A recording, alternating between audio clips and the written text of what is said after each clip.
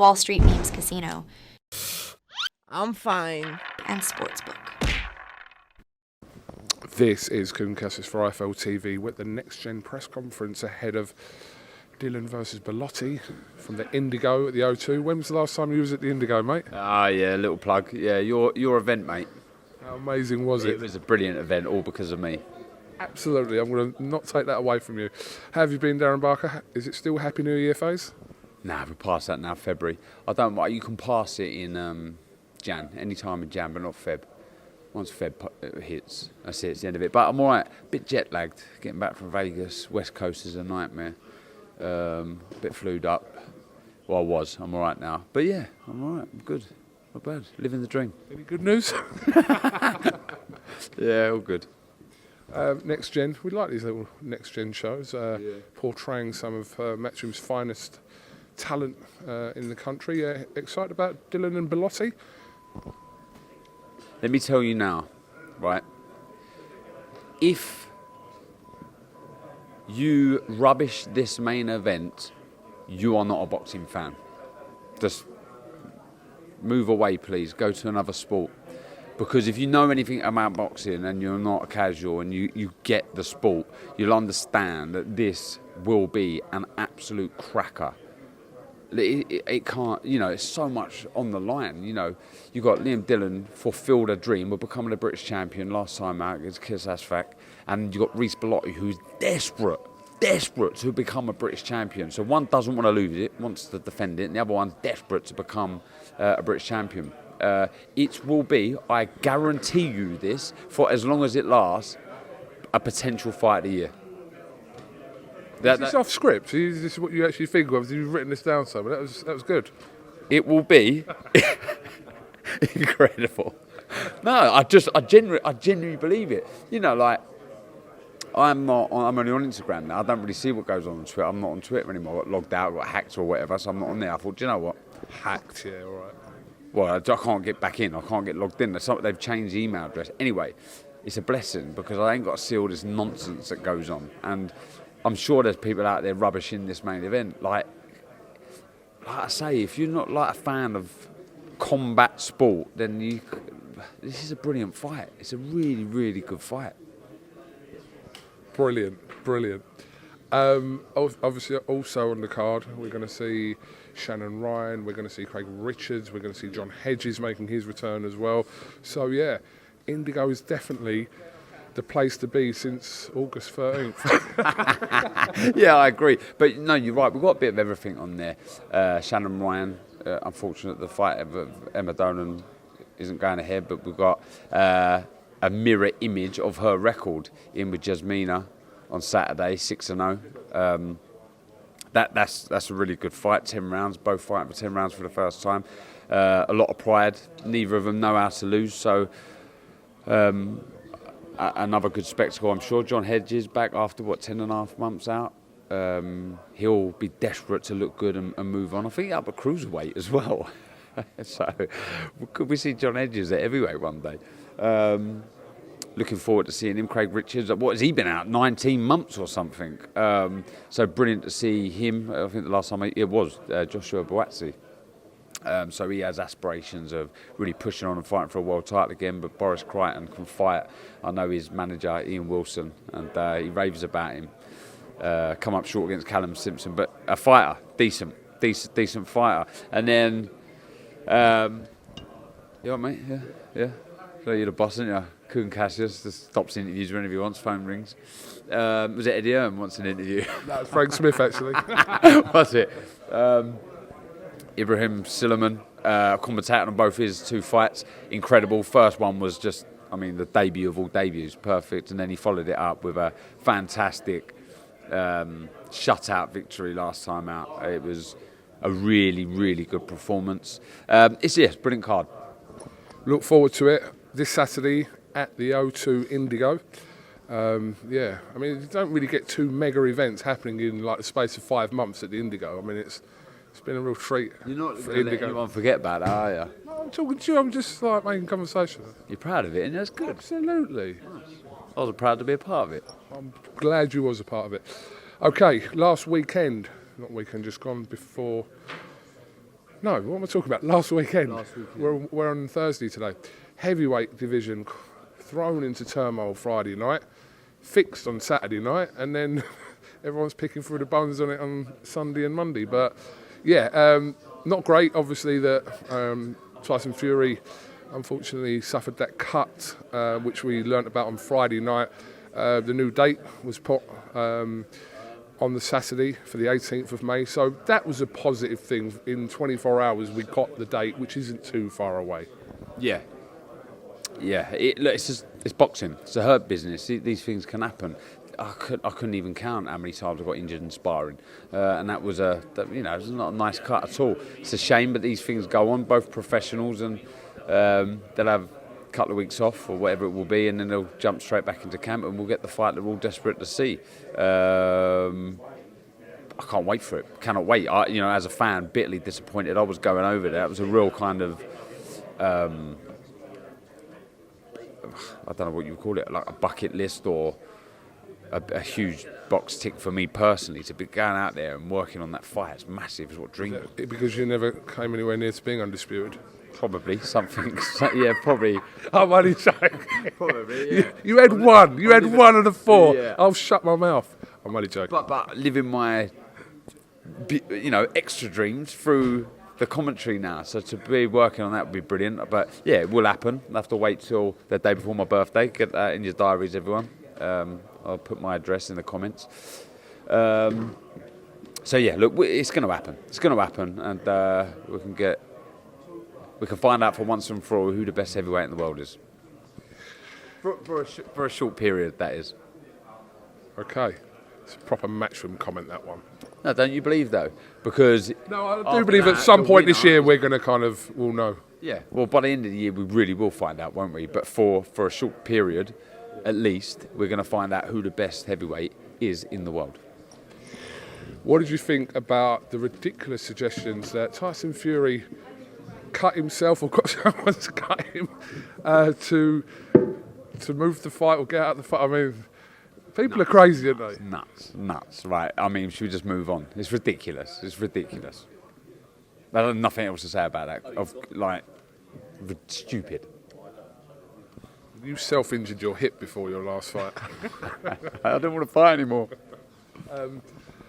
AJ Ngannou obviously is next month, and this is now a really interesting fight. Like, you think 4 months ago, the fight with Tyson Fury and him was almost being ridiculed as a mismatch. Ngannou's performance has led to this Anthony Joshua fight. Now we're looking at it and I am anyway. Yeah, no, I get it. Let's get it right. I think we all were amazed by how good of a boxer, not a fighter, how good of a boxer Ngannou was. He surprised me, a bit switching, his chin was on point, powers of recovery were really good. The fact that he'd never had a pro fight and then he goes and does 10 rounds is mental. As you do 4, 6, 8, 10. Nuts. So huge respect to Ngannou. But Tyson Fury, I think we're sort of safe to say he had a bad night. I've said this a few times. At times during that fight, if you was to get, Joe Bloggs off of the street who knew nothing about boxing and just sat him down and said, just quickly, watch a couple of rounds of this, tell me who you think the novice is here. At times you would have picked out Fury, the way he was making silly mistakes and just weren't with it, was he? That's me not making no excuses for him. I think it was clear to see.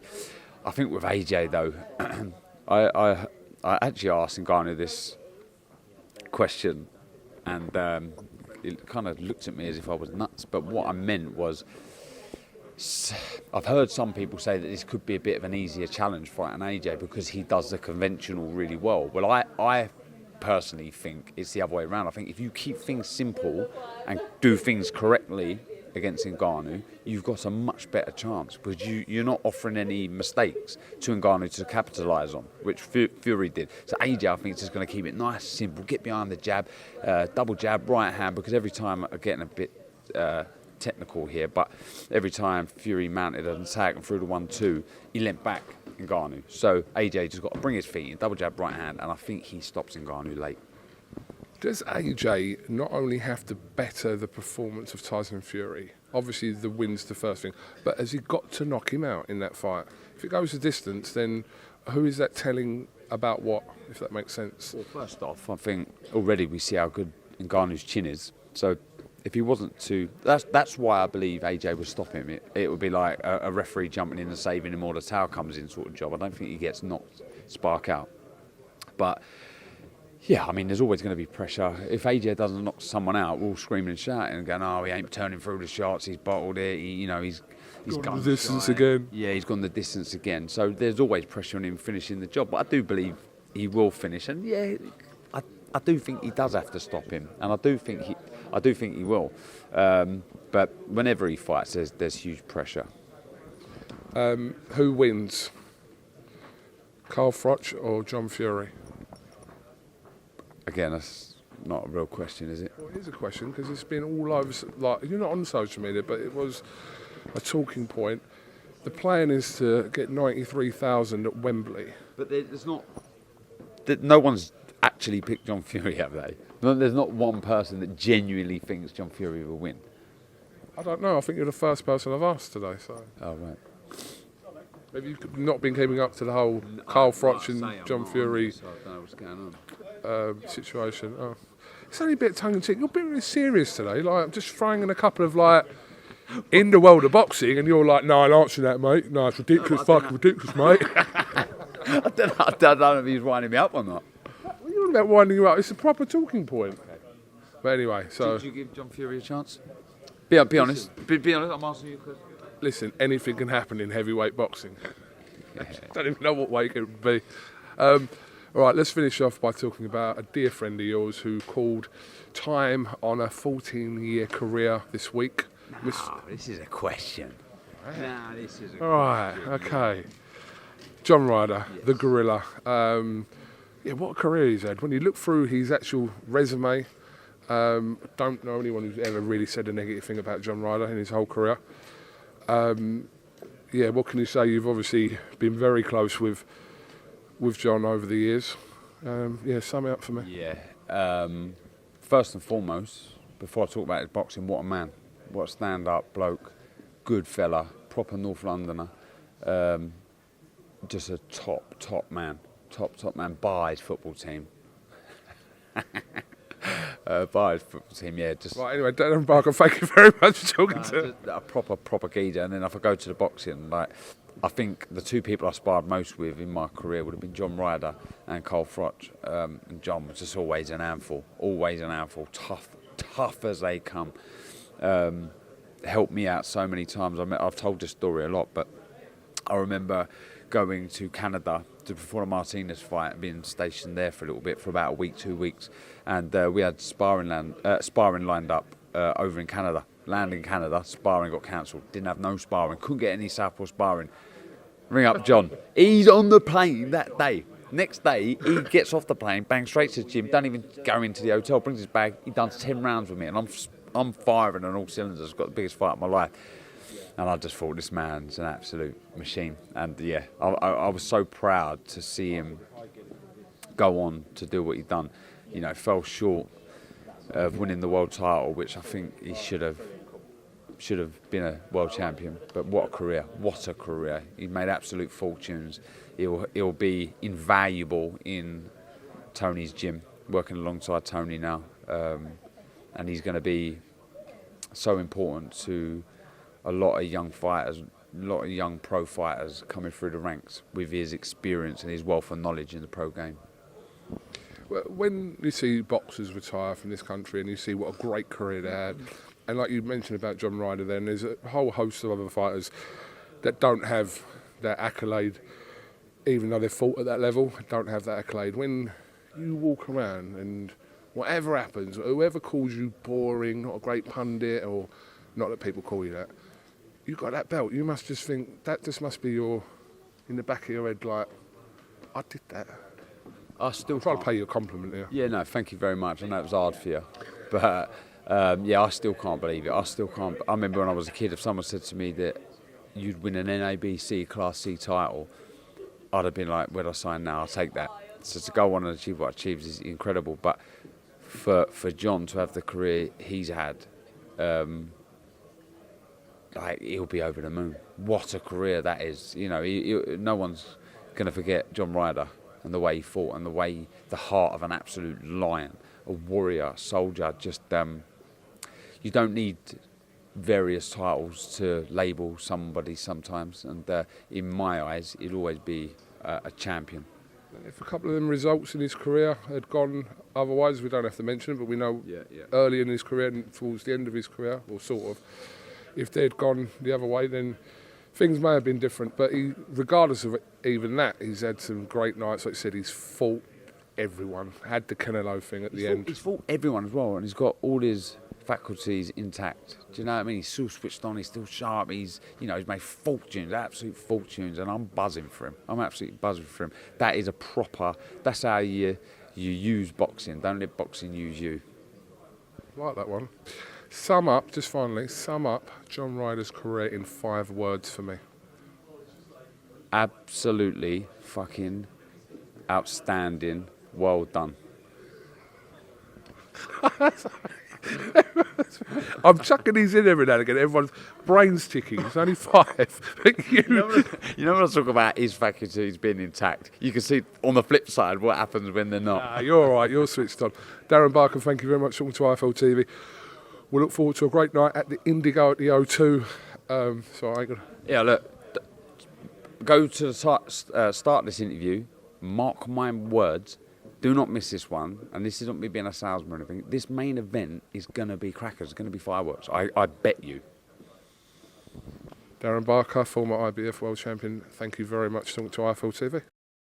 Wall Street Memes Casino I'm fine. and Sportsbook.